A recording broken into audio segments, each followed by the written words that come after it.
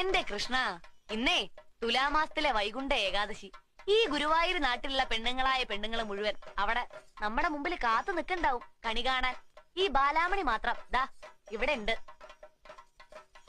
കാട്ടുകോഴിക്കെന്ത് ചങ്ക്രാന്തി ഒരു പറച്ചില് പോലെ ബാലാമണിക്കെന്ത് ഏകാദശിന്നാ ഇപ്പൊ പുറപ്പെട്ടിറങ്ങിയ തള്ളമാരത്തിന്റെ ഭാവം.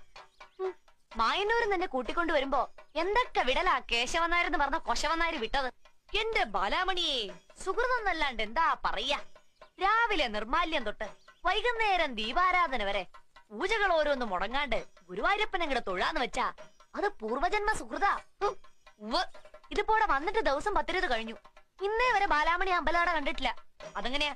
നേരം വെളുത്ത അന്ത്യ അവളൊരു വിളിയല്ലേ, ബാലാമണിയെ ബാലാമണിയെ ബാലാമണിയെന്ന്. എന്റെ കയ്യില് കിട്ടട്ടാ തന്തേനെ, ഒരു സുഹൃതക്കാരൻ.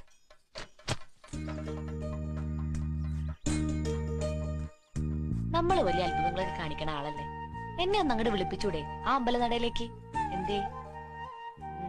എന്തു പറഞ്ഞാലും ഒരു കള്ള ചിരിയും നോട്ടും. എന്റെ കൃഷ്ണ,